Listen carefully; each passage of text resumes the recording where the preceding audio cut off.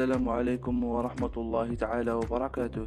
قرار حاسم من الفيفا بخصوص مباراة المغرب وفرنسا لرسم نصف نهائي كأس العالم قطر 2022 التي لعبت يوم الأربعاء الماضي، والذي انهزم فيها المنتخب المغربي بظلم تحكيمي، مما تسبب في تدخل الجامعة الملكية المغربية لكرة القدم بمطالبة الفيفا بإعادة إجراء المقابلة بسبب عدم احتساب ركلتي جزاء واضحتين للمنتخب المغربي. أكدت مصادر خاصة قبل قليل بأن اجتماعا طارئا يجرى داخل مقر الفيفا، وذلك لمراجعة المباراة عن كتب بعد تدخل رئيس الجامعة الملكية المغربية لكرة القدم فوزي القشاع.